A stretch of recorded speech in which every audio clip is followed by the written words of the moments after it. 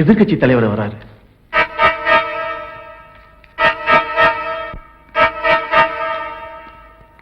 ஆமா, என்ன பார்க்க திடீர்னு கட்சி ஆபீஸ்க்கு வந்துட்டீங்க? இங்க பாருங்க, நீங்க 6 வருஷம் முதலமைச்சரா இருந்தீங்க, 600 கோடி ரூபாய் சம்பாதிச்சீங்க. எங்க கட்சி ஜெயிச்சு நான் 7 வருஷம் முதலமைச்சரா இருந்தேன், 700 கோடி ரூபாய் சம்பாதிச்சேன். இப்ப நீங்க மறுபடியும் முதலமைச்சரா இருக்கீங்க, எவ்வளவு வேணாலும் சம்பாதிங்க. ஆனா நான் இப்ப என்ன சொல்றேன்னா, ஒண்ணு நீங்க இருக்கணும், இல்ல நான் இருக்கணும். புதுசா ஒரு சக்தி வந்துடக்கூடாது. என்னைய சொல்ற? உடையார் மகனை சொல்றேன். அவனை நீங்க வளர விட்டுட்டீங்க, இப்ப அவன் தலைவன் ஆயிட்டான். முதல் நான் என்ன செய்யணும் அதை சொல்லு. உடையார் பையன் யோசிக்காம உடனே நீங்க அவனை அரெஸ்ட் பண்ணணும். நாட்டுக்கு நல்லது பண்றதுன்னு சொல்லிக்கிட்டு புதுசா எவன் வந்தாலும் சரி, அவனை நாம நசுக்கணும். இதுக்கு நீங்க என்ன நடவடிக்கை எடுத்தாலும் சரி, வெளியே தான் எதிர்த்து குரல் கொடுப்பேன், உள்ளுக்குள்ள ஒத்தாசையா இருப்பேன்.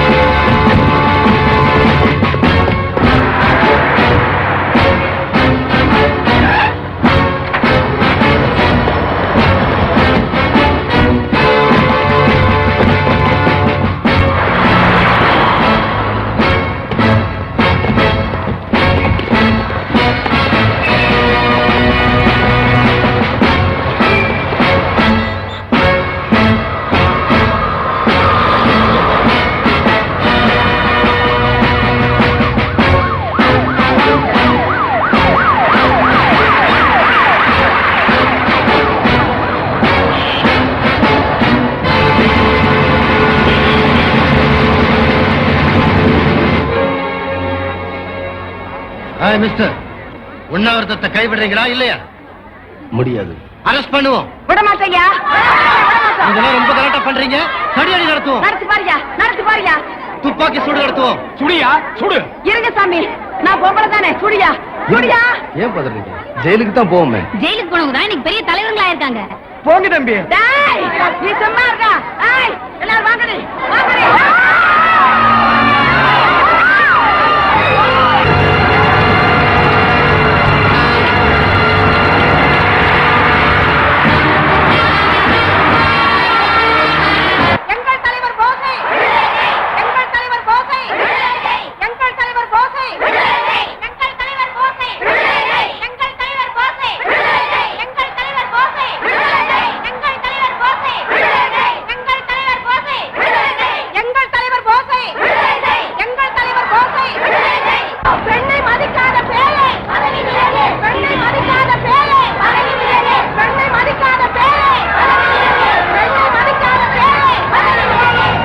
உன்னால் ஆட்சியை கவரப் போவதியா? கவுந்தது, இனிமே நம்மால் ஆட்சிக்கு வர முடியாது. இத்தனைக்கு காரணம் நீயும் மகனும் தாயா. அரசியல்ல பிள்ளைங்களால தாங்க தொல்லையே. இப்ப என்ன நடந்து போச்சு ஆசைப்படுறீங்க? நம்ம ஆட்சியில் இதுவரை அசிங்கமா நடக்கல, நம்ம அது மூடி மறைக்கல. பொம்பளை விஷயம் பொம்பளை விஷயம். நம்ம ஆட்சிக்கு வந்ததே பொம்பளைங்க ஓட்டு போட்டுதான். இனிமே ஒரு பொம்பளையும் நமக்கு ஓட்டு போட மாட்டான். எவ்வளவு நாளைக்கு இதெல்லாம் சொல்லி ஏழை ஜனங்களை ஏமாத்துறது? எலெக்ஷன் வரைக்கும் தான். அதுக்கப்புறம் அவங்களும் கேட்க போறது இல்ல, நாமளும் செய்ய போறது இல்ல. ராஜரத்னம், நம்ம ஆட்சிக்கு கெட்ட பேர் வந்தாச்சு. இந்த கெட்ட பேர் மாறணும்னா நீ மந்திரியா இருக்க கூடாது. ஒண்ணு நீயா வெளிக்கோ, இல்ல நான் டிஸ்மிஸ் பண்ண வேண்டியதா வர்றோம். பண்ணி பாருங்க. 70 எம்எல்ஏ ஆதரிக்கிறாங்க. ஒட்டு மொத்தமா ராஜினாமா பண்ணிடுவோம். அப்புறம் நீங்க முதலமைச்சரா இருக்க முடியாது. ஜனங்க இந்த ஆட்சியை கவுக்க வேணாம், நானே ஆட்சியை கவுத்துருவேன். ஏயா, உனக்கு கட்சி முக்கியம் இல்ல? இல்ல, எனக்கு பதவிதான் முக்கியம், என் புள்ளதான் முக்கியம், என் குடும்பம் தான் முக்கியம். அப்போ ஆட்சிக்கு வந்தா பரவாயில்லையா? ஆட்சி கவராம இருக்கணும்னா நான் என்ன பண்ணாலும் நீங்க அமைதியா இருக்கணும். நீ எதையாவது பண்ணி தொலை, நான் முதலமைச்சரா இருக்கணும், அவ்வளவுதான். என்னத்த பண்ண போறியா? நாளைக்கு பேப்பரை பாருங்க. மந்திரி என்னை கடத்தவில்லை. திலகவதி எம்பி அறிக்கை. எதிர்க்கட்சிகளின் தூண்டுதலால் எங்கள் ஆட்சியை கவிழ்க்க சில சமூக விரோதிகள் ஊர்வலங்கள், உண்ணாவிரதங்கள் என்று மக்களை தூண்டுகின்றனர். நில்லு. எங்க போற? உன்னை தற்கொலை முயற்சிக்காக அரெஸ்ட் பண்ணிருக்கோம். ஐஜி சார், நீங்க என்ன ஒரு கொலை கேஸுக்கு அரெஸ்ட் பண்ண வேண்டியிருக்கும். வெயிட் பண்ணுங்க.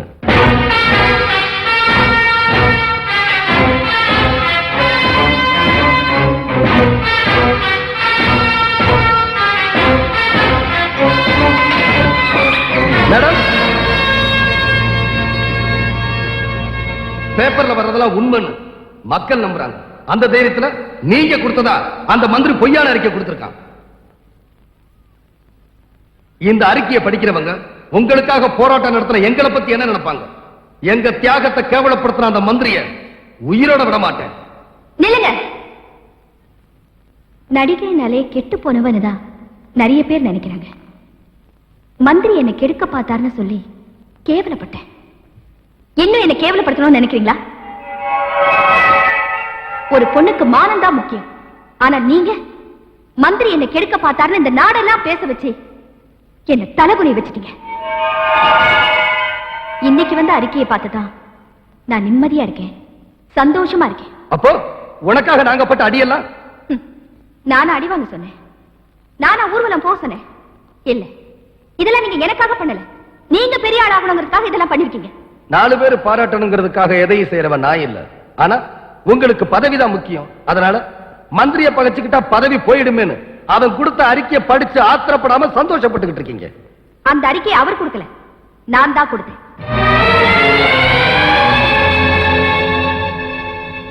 நீ என்ன ஏமாத்தன? உனக்கு ஆதரவு கொடுத்த ஏழைகளை ஏமாத்தி இருக்க. உன்ன மாதிரி அரசியல்வாதிங்க இருக்கவே கூடாது. ஆபத்து வராம இருக்க அரசாங்கம் போட்ட பாதுகாப்பு.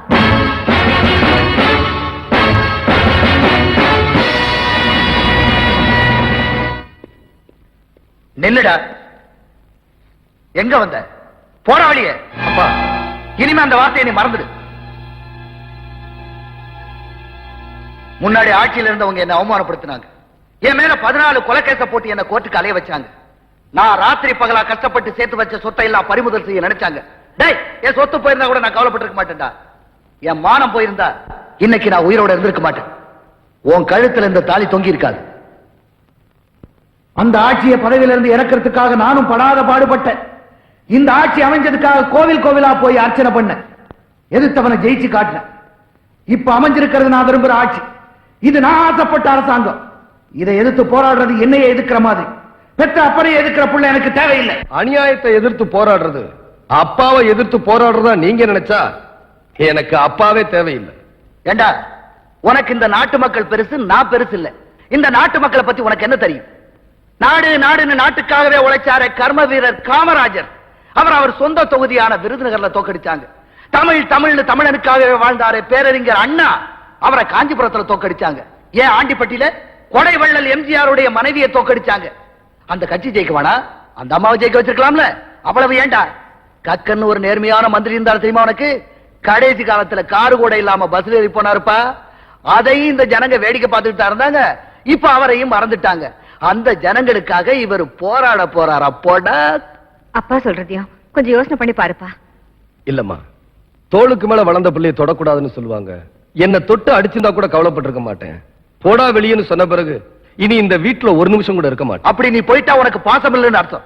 இருந்தா எனக்கு ரோஷம் இல்லைன்னு அர்த்தம். அண்ணே, நானும் கூட வரேன். கார் இல்லாத உனக்கு இவ்வளவு துணிச்சலா? எனக்கு கால் இல்லையேன்னு இன்னைக்கு தான் கவலைப்படுறேன். இல்லன்னா நீங்க எவ்வளவு தடுத்தாலும் நான் அண்ணன் கூட தான் போவேன்.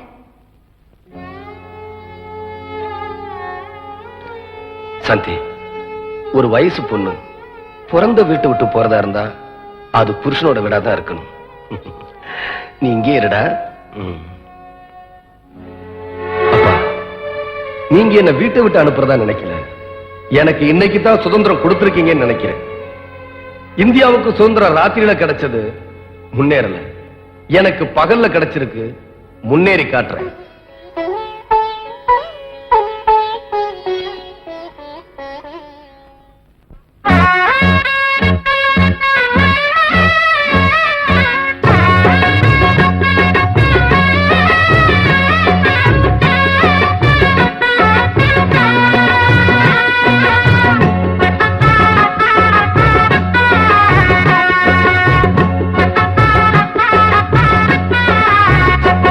இந்த வீடு நமக்கு சொந்தம் இல்லே, ஆடுடா சின்ன தம்பி. அதனால நமக்கு துன்பம் இல்லே, ஆடுடா சின்ன தம்பி. இந்த வீடு நமக்கு சொந்தம் இல்லே, ஆடுடா சின்ன தம்பி. அதனால நமக்கு துன்பம் இல்லே, ஆடுடா சின்ன தம்பி. உள்ளவங்க எத்தனையோ வந்து வந்து போனாங்க, சந்தையில வெள்ளாட்டு மந்தைய போலானாங்க. இந்த வீடு நமக்கு இந்த வீடு நமக்கு சொந்தம் இல்லே பாடுடா சின்ன தம்பி அதனால நமக்கு துன்பம் இல்லே பாடுடா சின்ன தம்பி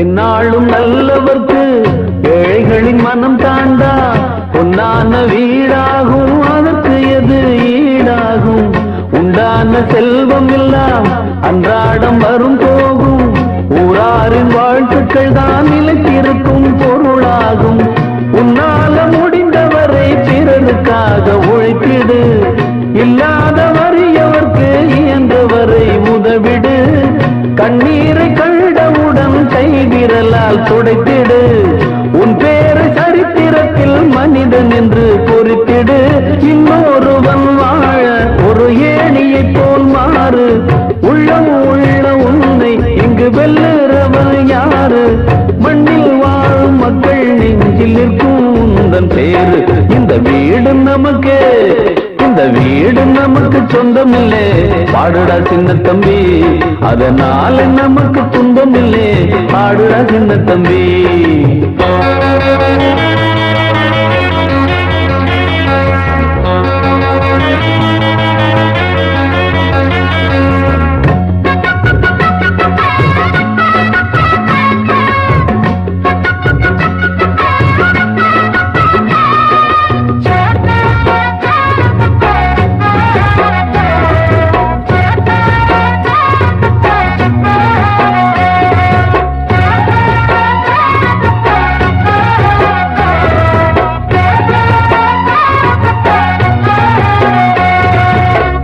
ஓயாமல் நீ உழைத்து உன் உழைப்பில் நீ பிழைத்து உப்பான கூழ் காய்ச்சி உண்டால் என்ன போதாதா முன்னாடி வேர்வையிலே முக்குளிக்கும் பேர்களுக்கு பின்னாடி காலம் ஒன்று பொன்னை போல வாராதா கைகால்கள் நமக்கு இருக்கு கவலை என்ன கூறடா வாராத வாழ்க்கையெல்லாம் வாசல் வரும் பாரடா குப்பத்தில் நீ குறைச்சல் என்று ஆகுமா தென்பாண்டி தெங்கள் உன்னை தீண்டாமலே போகுமா சுற்றம் என்று கூடும் ஏழை மக்கள் துன்பம் தீரு குற்றம் செய்த பேரை கண்டு அஞ்சாமல் தான் மோது உண்மை என்றும் வெல்லும் என்று சத்தம் போட்டு பாடு இந்த வீடு நமக்கு இந்த வீடு நமக்கு சொந்தம் இல்லே பாடுடா சின்ன தம்பி அதனால நமக்கு துன்பம் இல்லே பாடுடா சின்ன தம்பி இந்த வீடு நமக்கு சொந்தம் இல்லே பாடுடா சின்ன தம்பி அதனால நமக்கு துன்பம் இல்லே பாடுடா சின்ன தம்பி உள்ளவங்க எத்தனையோ வந்து வந்து போனாங்க சந்தையில வெள்ளாட்டு மந்தைய போறானாங்க இந்த வீடு நமக்கு இந்த வீடு நமக்கு சொந்தம் இல்லே பாடுடா சின்ன தம்பி